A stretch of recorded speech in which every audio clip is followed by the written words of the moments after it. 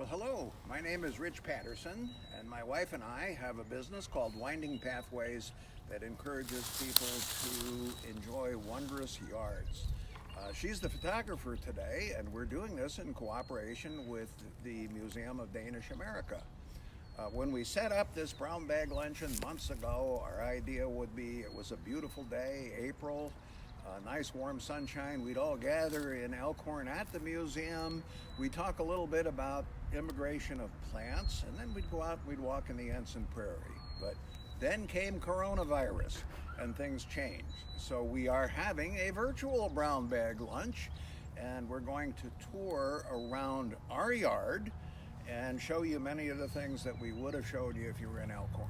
So it starts here, and we are fortunate that in our backyard we have a plant that's very indicative of Denmark. And you probably have this plant close to your house too. This is a nettle, sometimes called a stinging nettle.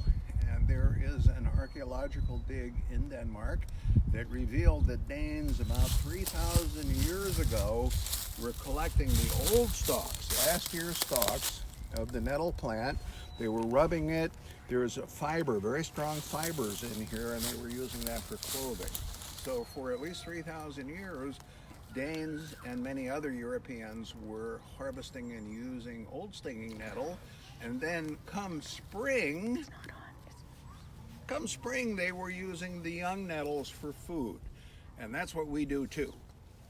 We love eating stinging nettles, and we're going to show you how to pick them and how to prepare them. Stinging nettles are not American. Okay? They are native to Europe and Asia. They have spread to all of North America, essentially Australia, New Zealand. They're very common as a wild plant. Most people consider them a weed. We don't. They're a great food. They come up very early in the springtime, and they're extraordinarily nutritious. They're called stinging nettles because on the side of the stem there are little hairs. And if you get those little hairs on some sensitive part of your skin, you'll get a little prickle that'll be there for a while. There are two ways that you can pick stinging nettles and not get stung. One way is to wear a pair of light finesse gloves. We come along and we just pick the top 3 or 4 leaves off the plant like this. Okay? The other way is to just use your fingers, and if you do it carefully and you reach down like this and you pinch the stem between your index finger and your thumb, then you can pick the nettle and not get stung. So we will pick about 100 of these in the afternoon, and that makes a great side dish for us in the evening meal. This also can be used any recipe that calls for spinach. It makes a great spinach substitute. So we're in our backyard. We're going to now move up and show you other ways that we use wild plants that are very common. Almost all of them are immigrants like us from Europe, sometimes from Asia, some are immigrants from Africa, but they are all here today. So we're going to start on a very slow walk, and I want to first show you a recent immigrant that's right here. The garlic mustard plant is everywhere these days. You can find it all over. It just went crazy about 20 years ago. It is a pest in woodlands, and it's not particularly edible, although you can pick a few new leaves like this, put them in a salad with your lettuce, and it's a little bit spicy, but it's good. But we pick them and we use them as a supplement for our chickens. Okay? Let's go take a short walk.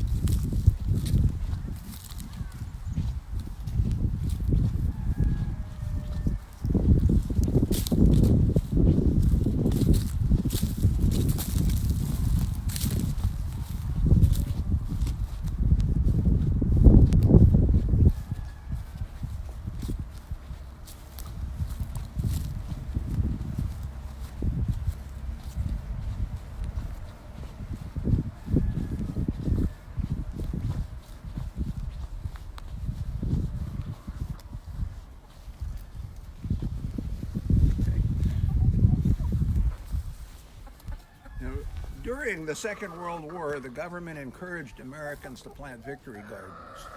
And they suggested that families keep 1 or 2 hens per family member for eggs. People did this even in urban backyards. It freed up a lot of food for military use, and some people were able to produce at least 40% of their food from the backyard. That can still happen today. And in times of food anxiety, it's great to have a small flock of chickens, to know how to harvest wild plants and use them, and also to have an effective garden. Now, here's a plant. We don't eat much of this garlic mustard, but this time of the year, our chickens love it. It's full of vitamins that are good for them, and also the leafy, that green leafy color, in a couple of days, that will come through the chicken as nice, bold, orange egg yolks. So I picked some of this earlier, just was weeding in our woodland, weeded it out, and now I give it to the chickens, and they can enjoy it.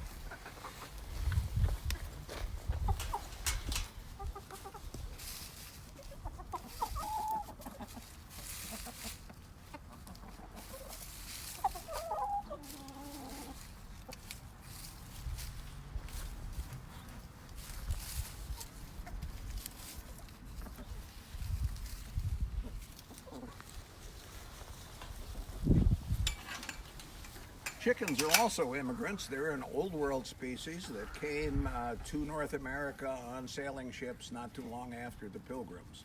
So they're immigrants. The garlic mustard are immigrants, but both of them have some food resources for us. So now we're going to go to the front of the house.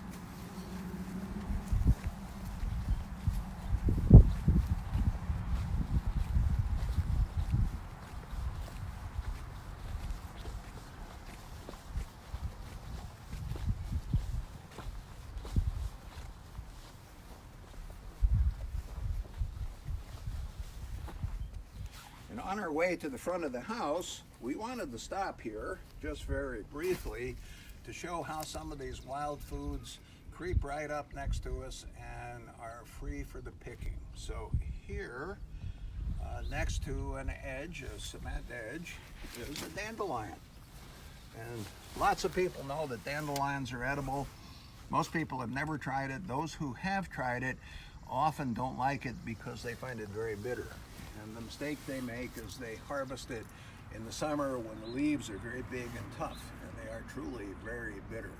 The secret to dandelions is to pick them early in the spring when they are about the size of a finger, not any bigger than a finger. So these young leaves are very tender, they're very good, and they're incredibly nutritious.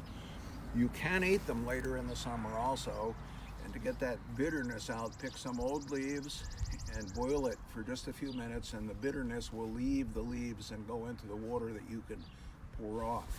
The entire plant of a dandelion is not only edible but highly nutritious. You can eat the roots, you can eat the flowers, you can eat the leaves, and that's just what we do.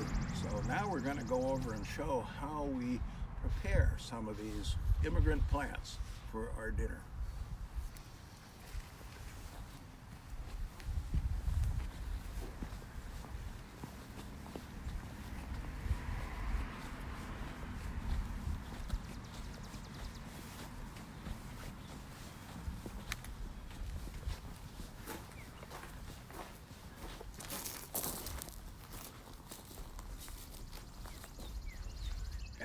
Even though I am 4 generations removed from my Danish great-grandfather who came here, we're still proud members of the Museum of Danish America. I keep a little Danish flag in my office, always beneath the American flag because I am an American. And for many years we were warmed by a Langa stove made in Denmark. It was a wonderful stove. So back to wild foods. A few minutes ago, I showed the dandelions and how we use them, and we will pick about this many dandelion leaves. Again, small ones, so they're finger-sized leaves. Take them into the house and rinse them. Rough them up a little bit, rinse them again, and then rinse them a third time. And then how we like most to prepare these, we take some olive oil, Put it in a skillet like this one. Mince up a garlic, nice and small. Put that in the oil and get that frying lightly. Then we pour in the dandies. Let them cook. We stir them a few times, stir them around, and after about 5 minutes, they're getting very close to be edible. We then pour in a little bit of soy sauce, put them on the table, and they're ready to eat, and they are truly delicious. Few foods are more nutritious than dandelions, and the official name, actually, the Latin name of this plant is Taraxacum officinale, and it means the official remedy for disorders. So important was this plant to people in Europe that it saved many lives. And in the days before modern food, people were getting very, very run down by late winter. They needed vitamins. As soon as dandelions greened up, they began eating them and feeling better. So that's why the Pilgrims brought them apart as garden seeds. The Pilgrims brought dandelions to America and planted them in the earliest gardens, and they went wild, and today they're around everywhere, and they remain as important a food source as ever before. The other food that we showed you about was the nettle, or the stinging nettle, and these greens cook down quite a lot. So this many nettles steamed, just put in a saucepan with some water, boil it for a little bit. They will cook down to about the amount that Marion and I will eat for dinner. The liquid that's left, the water that you boiled it in, is a beautiful deep green. It is full of vitamins, and it's a delicious tea. So we eat that too. Sometimes we use that liquid for soup stock, but we don't pour it out. It's too good to pour it out. So here are two immigrants. The stinging nettle that came from Europe has been used by Danes and others for thousands of years, is available to us today. This is the right time of the year, early spring, to go out and harvest it. The dandelion is an immigrant that came here on the Mayflower with the Pilgrims, and was a valuable plant for them and for early settlers and even the Native Americans. As soon as it went wild, the Native Americans quickly learned it was a good food, and they started using it, and it can be used today. Okay, there's a few things that are important to know about wild foods, and one of them is make sure when you're eating a plant for the first time or collecting it, make sure you have made a correct identification. And we recommend that you identify a plant by at least 2 sources if it's new to you. One could be one of these foraging books. There are many out there, paper books. An even easier way is on the internet. If you just Google dandelions or you Google nettles, it will come up. If you Google dandelions, you will find websites that have 3 different kinds of information. One will be information, usually from government sources, and it will tell you about the plant, how it grows, what it's related to, where it lives, and those kinds of things. The other type of website will be how to use it for food. So it will give recipes, how to cook it, how to pick it. The third one will be how to kill it, what kind of chemicals you use to kill it. And for the life of me, I have no idea why sane people spend good money to put poison on their yards to kill plants that are useful and interesting, to favor grasses that we can't use, but many do. So concentrate on those identification websites and the food websites. Make sure you know how to identify it. And then when you eat a plant for the first time, whether it's dandelions or nettles or acorns or any of the many other things, eat just a little bit of it the first time. You could have an allergy or be allergic to it. So if you eat a little bit of it, you like it, and you don't have any negatives to it, then go ahead and pick it. You've got a new food source. The other caution that we have is when you're picking wild foods, make sure that you pick them from a safe place. And that would mean a place maybe a little ways away from the road. There's all kinds of dirt and grit and exhaust from cars that settles on plants next to the road, so avoid picking along the road.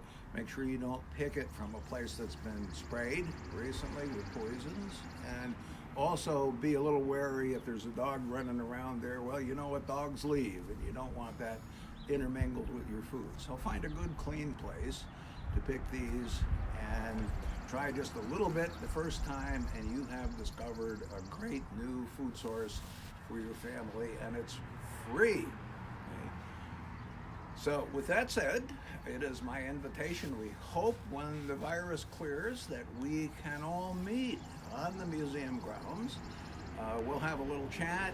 We will go for a walk out in the Jens Jensen Prairie and look at some of these immigrant plants that came from far away. And we'll look at the native plants, the prairie plants that were here in Iowa when the Danish immigrants came and settled in the Elkhorn areas and around the rest of the state. So we welcome you. We don't have a date for that because we don't know when Corona will be clear, but we will do that someday. We hope you'll join us. In the meantime, we would love for you to come on to our website, windingpathways.com, and we have a lot of other tricks about wild foods, information, chickens, and just fun things around the yard, and it's all free. So on behalf of the Museum of Danish America, Winding Pathways, Marion and I, we thank you for coming here today.